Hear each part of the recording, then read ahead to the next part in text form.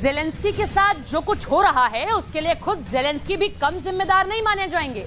NATO के कहने पर जेलेंस्की पुतिन से भिड़ गए बिना ये जाने कि नेटो यूक्रेन को क्या वाकई सदस्यता देना चाहता है। नेटो की हरकतों को देखकर तो कम से कम ये नहीं लगता है। कहा जा रहा है कि लिथुआनिया के शिखर सम्मेलन में नेटो यूक्रेन की सदस्यता पर विचार तक नहीं करेगा। जेलेंस्की ने यूक्रेन को युद्ध में झोंक दिया कि नेटो से अपने साथ लेगा, वहीं नेटो अब दगा दे रहा है।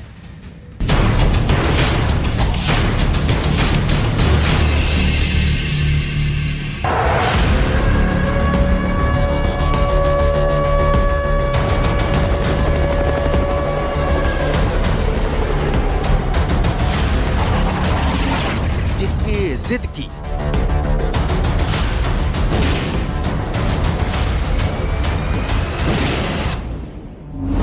जिसके लिए अड़े,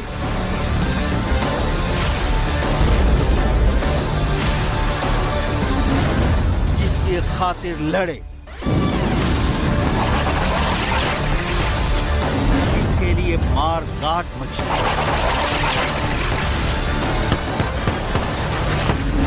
खून बहा, जख्मी हुआ, लाशें की। अब पता चला वो फरेब, धोखा था, साजिश थी। जेलेंस्की बहुत मायूस है। 500 दिनों से युद्ध में जलता यूक्रेन देखकर जेलेंस्की की आंखें गीली हो गई।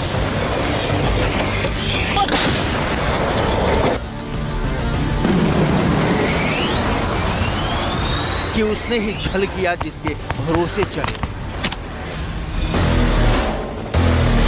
जिसे अपनाने के लिए सब सही।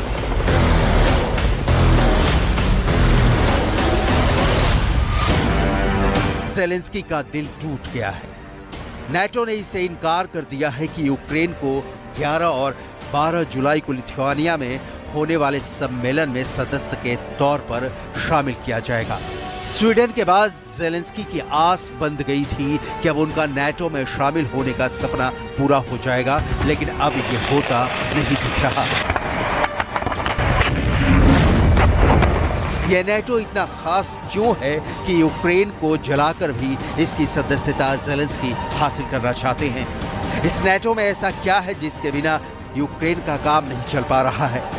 इस नेटो में शामिल होने पर जेलेंस्की को ऐसा कौन सा तीर मिल जाएगा जिससे वो रूस से ज्यादा मजबूत हो जाएंगे और ईंट का जवाब पत्थर से देने लगेंगे?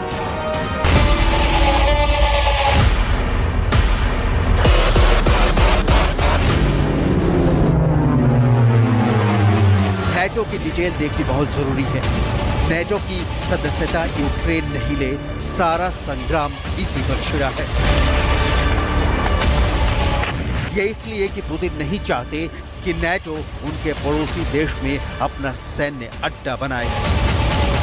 यूक्रेन में अमेरिका डायरेक्ट दखल देना शुरू कर दे। पोलैंड की तरह यूक्रेन भी रूस के लिए सिरदर्द बन जाए। लिहाजा जंग छिड़ी। जेलेंस्की अब तक जिद पर अड़े हैं कि उन्हें हर हाल में नेटो की सदस्यता चाहिए। उसके पीछे की दलील का कारण है नेटो का एक नियम। इस नियम के मुताबिक नेटो के इस समय 31 सदस्य देश हैं। इनमें से किसी भी देश पर हमला नेटो के तमाम देशों पर हमला माना जाता है।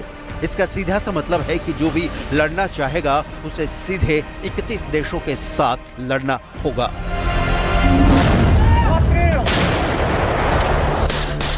जाहिर सी बात है कि जेलेंस्की अपनी ताकत में इजाफा के लिए तत्काल नेटो की सदस्यता चाहते हैं। जेलेंस्की की इसी चाह को राख की तरह उड़ा दिया है नेटो ने। पश्चिमी मीडिया में छपी रिपोर्ट के मुताबिक यूक्रेन की सदस्यता पर निकट भविष्य में बातचीत शुरू नहीं होगी।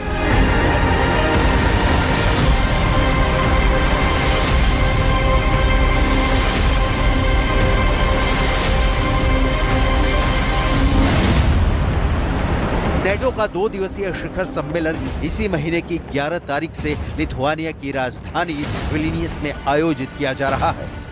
इस सम्मेलन में अमेरिकी राष्ट्रपति जो बाइडेन भी शामिल होंगे। सम्मेलन में नए सदस्य के तौर पर स्वीडन की एंट्री का स्वागत होगा और यूक्रेन को हथियार सप्लाई करने या दूसरी तरह की मदद करने को लेकर रणनीति बनेगी। लेकिन यूक्रेन को नाटो सदस्य बनाया जाएगा, इस पर तो कम से कम विचार नहीं होने जा रहा।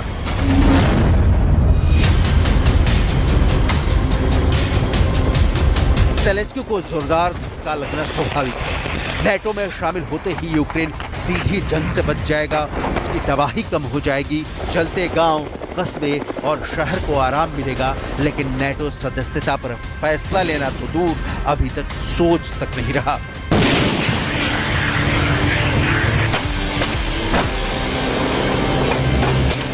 ज़ेलेंस्की दंग है। अभी एक दिन पहले की रिपोर्ट पश्चिमी मीडिया में जो छपी वो ये कि रूस और अमेरिका के थिंक टैंक और पूर्व डिप्लोमैट मिलकर शांति प्रस्ताव पर बातचीत कर रहे हैं। ये प्रक्रिया इस साल अप्रैल के महीने से शुरू हो चुकी है। रूस के विदेश मंत्री सर्गेई लावरोव इस बातचीत में शामिल हैं। कहने का मतलब ये कि एक तरफ अमेरिका रूस से दोस्ती गांठ रहा है और दूसरी ओर नाटो ज़ेलेंस्की को हथियार सप्लाई कर रहा है और तीसरी ओर नाटो यूक्रेन को सदस्य देश भी नहीं बना रहा। नाटो की चालाकी पुतिन को पता है। नाटो के महासचिव ने कहा कि 500 दिनों से मॉस्को यूरोप के हृदय में मौत और विनाश का तांडव कर रहा है। वो यूक्रेन को नष्ट और नाटो को विभाजित करना चाहता है।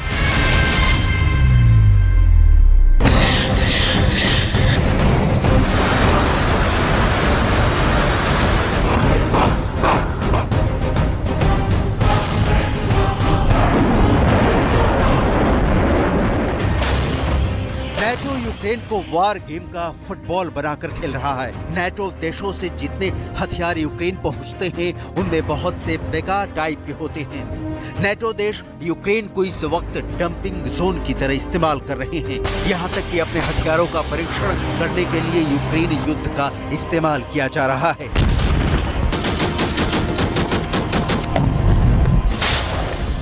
और नाटो की मंशा तो क्लियर है कि पुतिन को परास्त करने के लिए उसका पड़ोसी यूक्रेन से अच्छा कोई नहीं होगा।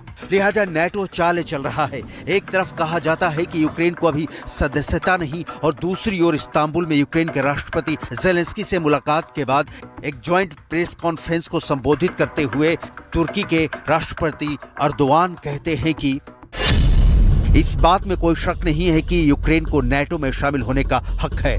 इसके साथ ही एर्दोआन ने जंग खत्म करने के प्रयासों पर भी जोर दिया।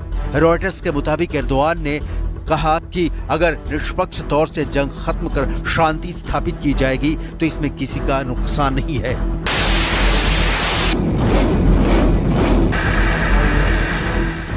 नाटो समिट के पहले अपनी दावेदारी मजबूत करने के लिए ज़ेलेंस्की दौरे पर दौरे कर रहे हैं। तुर्की आने के पहले ज़ेलेंस्की चेक रिपब्लिक, बुल्गारिया और स्लोवाकिया की यात्रा कर चुके हैं। नाटो के सेक्रेटरी जनरल ने कहा था कि यूक्रेन नाटो में शामिल जरूर होगा, लेकिन कोई टाइमलाइन या तारीख की घोषणा नहीं की थी। अमेरिका ने आने वाले समय में यूक्रेन को नाटो में शामिल नहीं करने पर शंका जताई है। अमेरिका के कहने से जैक सुलिवन को सुनिए। विलियंस में होने वाली समिट नाटो में नए मेंबर्स के शामिल होने के लिहाज से काफी महत्वपूर्ण है। हालांकि यूक्रेन को अब भी नाटो में शामिल होने से पहले कई जरूरी कदम उठाने हैं।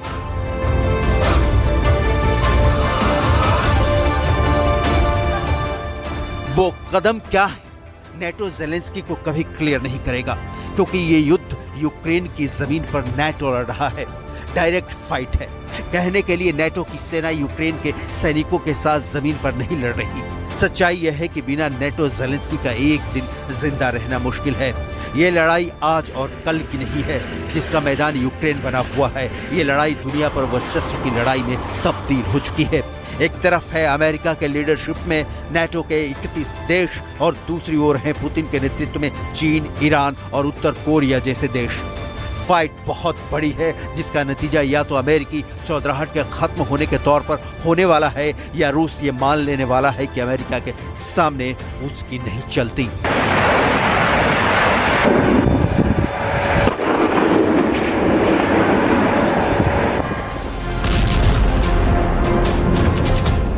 असल में यूक्रेन मोहरा बन गया है। ज़ेलेंस्की बन गया है नाटो की कठपुतली और ज़ेलेंस्की के पास इसके अलावा अब कोई दूसरा विकल्प भी नहीं है। और नाटो है कि यूक्रेन को सदस्यता दे भी नहीं रहा और साफ मुकर भी नहीं रहा।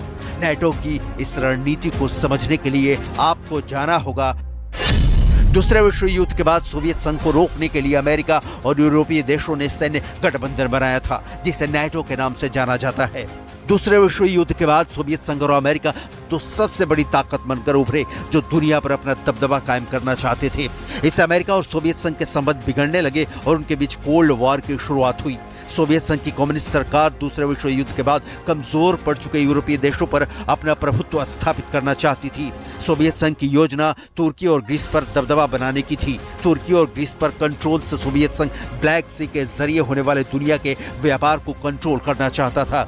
सोवियत संघ की नीतियों ने पश्चिमी देशों और अमेरिका से उसके संबंध पूरी तरह खराब हो गए। आखिरकार यूरोप में सोवियत संघ के दबदबे को रोकने के लिए यूरोपीय देशों और अमेरिका ने मिलकर नाटो की नींव डाली।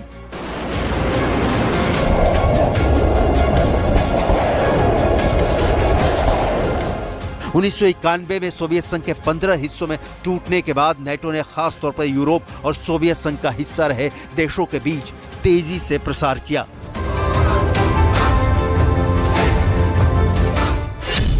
दो 2004 में नाटो से सोवियत संघ का हिस्सा रहे 3 देश लातविया, एस्टोनिया और लिथुआनिया जुड़े। ये तीनों ही देश रूस के सीमावर्ती देश हैं। पोलैंड, रोमानिया और बुल्गारिया जैसे यूरोपीय देश भी नाटो के सदस्य बन चुके हैं। ये सभी देश रूस के आसपास के हैं। इनके और रूस के बीच सिर्फ यूक्रेन पड़ता है।